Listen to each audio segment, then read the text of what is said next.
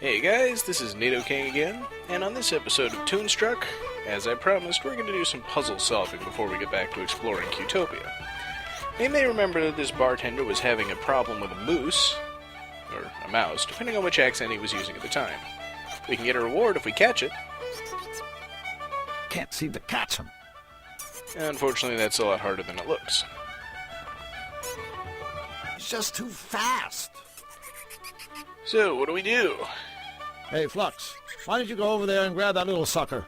I don't think I can catch him. He's just too fast. Well, the obvious solution to this is the giant pipe organ. Let's take another look. A Hamelin pipe organ. So does anyone remember the tale of the Pied Piper of Hamelin, who led the rats out of the town by playing a magic flute? Well, that's the same idea we gotta use here. Maybe I'll give the barman's organ a try. I'm sure he'll enjoy that.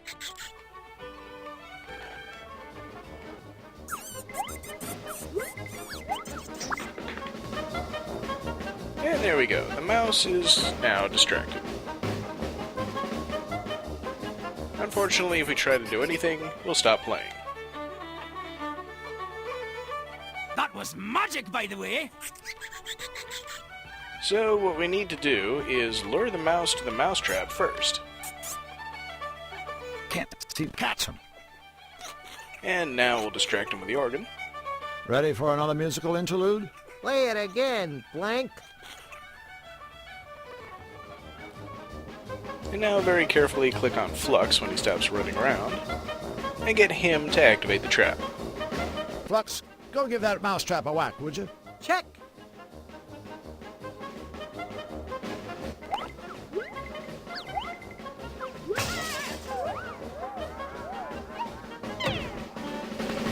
Take that, you Wesley Wooden.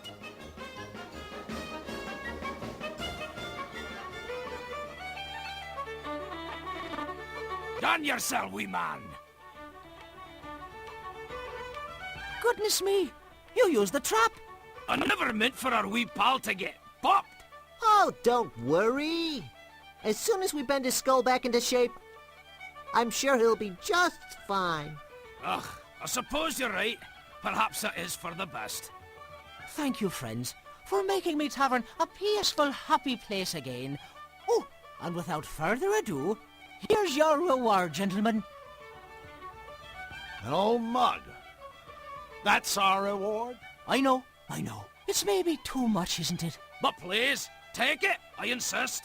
The both of you have earned it, so you have.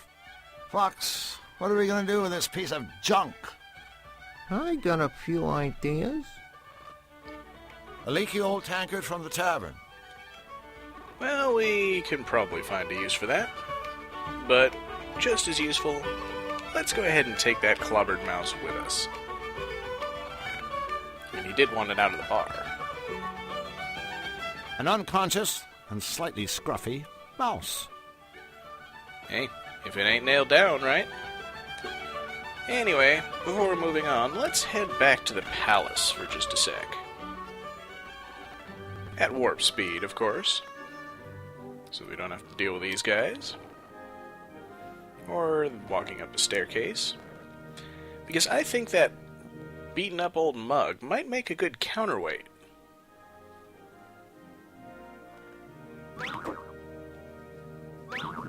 Perfect. A gold-plated watering can. Excellent, now we can hold gold-plated liquids. Or any liquid at all, really.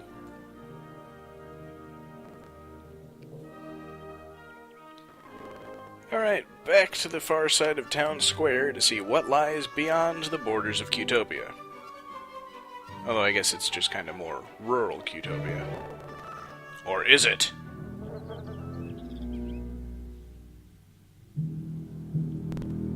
It's Fluffy Fluffy Bun Bun in a big hurry. Maybe she's late for a very important date. You might recognize this as the field that was in the intro when Drew got shot at with a malevolator. If we don't stop Nefarious, someday all of Cutopia will look like this. And Fluffy seems really, really sad about something. Fluffy Fluffy Bun Bun, I presume? That Oh my God. How are you today, Fluffy? I'm fuzzy and fluffy and cute and cuddly, and I just couldn't be happier. Oopsie, I just told an itty-bitty fib. You see, ever since that bad Mr. Nefarious started messing up Cutopia with his nasty machine, I've been just an eensy bit cranky. That nasty man is ruining everything! Just look at my meadow! Nasty, nasty, nasty! It's just not fair! Oh, golly, listen to me. I'm being a great big grouchy pants. I should be welcoming you. Welcome, welcome! Well, thanks so much. No, thank you. I love to make special new friends. Oh, boy, is it a beautiful day? It was until we started talking to you, Fluffy. I guess Nefarious' attacks have you pretty shaken up. Golly, yes. But it gets much worse. You see, some bunny gave me this cotton candy to cheer me up. But I prefer popcorn! What did I do to deserve this? I'm just a perky, cute little bunny with shiny soft fur. Why me? Why me? Right. Man, she really seems to have a problem with that cotton candy, huh? So, Fluffy, what's so bad about cotton candy anyway? Well, gee, nothing at all, I guess. Except that I hate cotton candy! Oh, my poor little tummy! Whoa! Woe is me! Hey, woe is us too. Considering what Nefarious has done to this meadow, I guess we should be thankful he didn't hit us. You know, I think we have my lucky charm to thank for that. Oh, a charm? Oh, it's just a little rabbit's foot I carry around with me. Flux, Don't worry. I know he was just trying to say something nice. Like how bunnies are lucky and lovable and good to have around. Otherwise, he wouldn't have said anything at all. Yeah, right. so, Fluffy, what exactly do you do around here anyway? Do? Why, my job is being the cutest little bunny in the whole wide world. My big bunny ears are cute. My little bunny bottom is cute. Why, even my teeny little poops are cute. Hooray! Hooray for me! And I'm sure those teeny little poops smell better than flowers, right? Do they ever? Wanna sniff my sweet fluffy bottom? Hey, guess what? No! You know, I'm beginning to see why Drew couldn't bring himself to draw any more of these things. Do you know King Hugh? Oh, yes. I just love Huey. He's so good and wise and happy and good-looking. Good looking? Of course. Every bunny is good-looking in their own special way. Even you. That's nice. Nice is my specialty. Alright, I think Flux just got dissed by Fluffy Bun Bun. That's gotta be incredibly humiliating. Well, Fluffy, I'm afraid we have to go. Oh, boo! It's always sad to see friends leave. Oh, well. Oh, I'd like to give the whole world a great big fluffy bun hug. Wouldn't you? Sure, I guess. But you can't, 'cause you're not fluffy bun. For which I am eternally grateful. Man, even ending a conversation with her is cringe-inducing.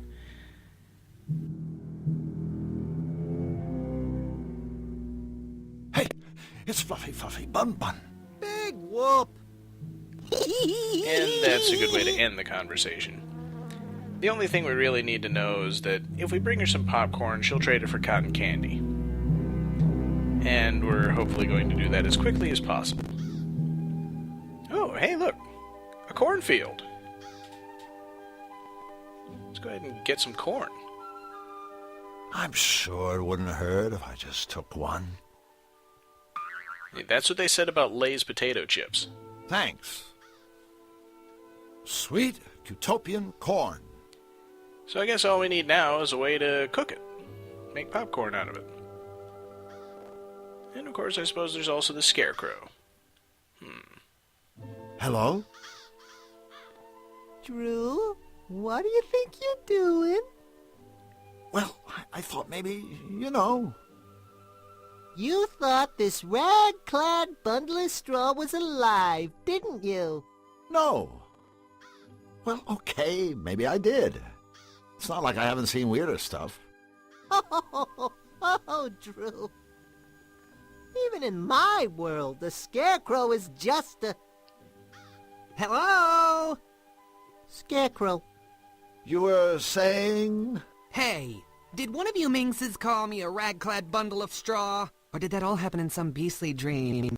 I don't know. Dreams are the strangest things, aren't they? I had to simply divine one the other day. I was floating high above the world, the wind gently cradling and caressing me, as I gracefully swooped and pirouetted in the air.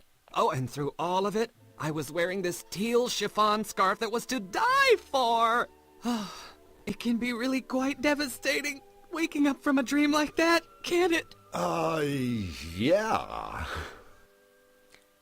And just our luck, we run into the other most annoying character in the game. Right after Fluffy Fluffy Bun Bun. So, Mr. Scarecrow, what are you doing here? Just hanging around? Hardly. If you must know, I'm watching over my babies. Your babies? The crows, darling, the crows. You might want to take another look at your job description. As far as I know, scarecrows are supposed to scare crows. For your information, I am not a scarecrow. I am a carecrow. Who do you think cares for all the little birds? Florence Nightingale? Sounds about right. And take it from me, bullying birds is one thing. But it takes a much stronger sort to look after them. Why, the wear and tear from throwing seed alone.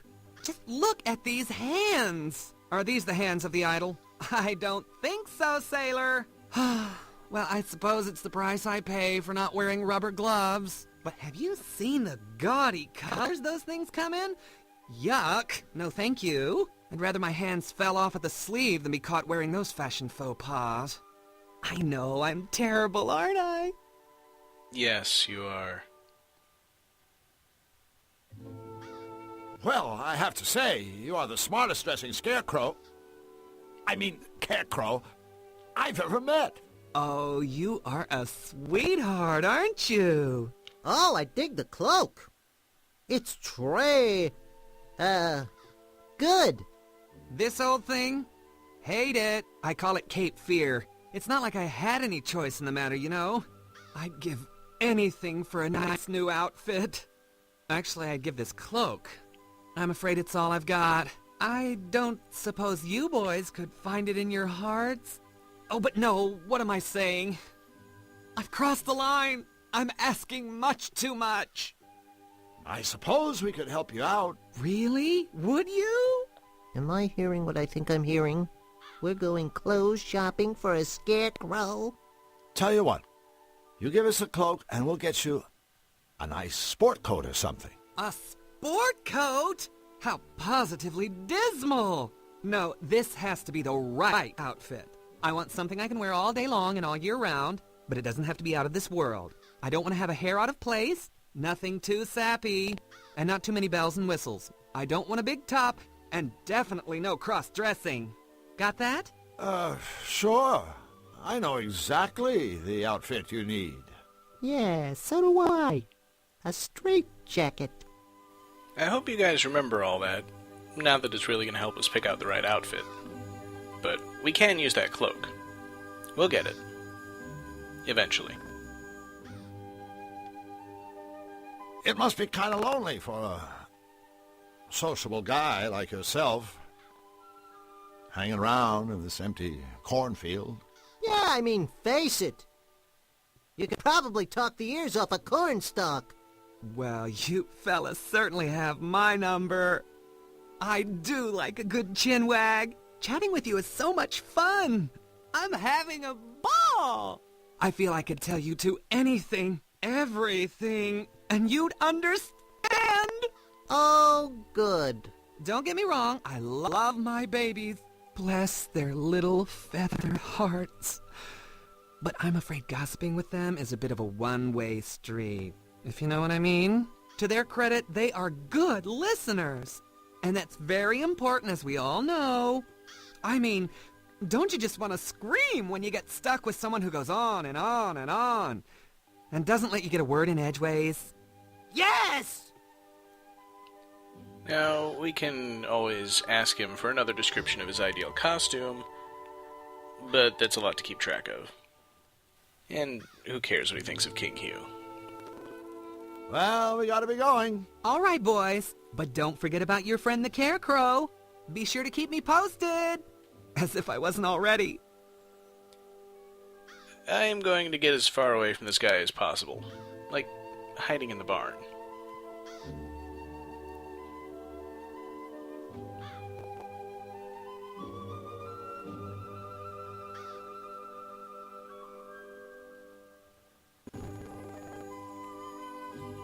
Well, here we go. Here are some nice, normal-looking quadrupeds. I'm sure we'll have important things to talk to them about, but for right now, we got a barrel of fertilizer. I'm not gonna stick my hand in there. Well, it's a good thing we've got a container we can put it in. Ugh, yuck. A watering can full of extremely strong-smelling fertilizer. Well, we're certainly going to be able to use that. And I don't think we've really got time to hold a full conversation with these ladies, so we'll do that in the next episode. See you then.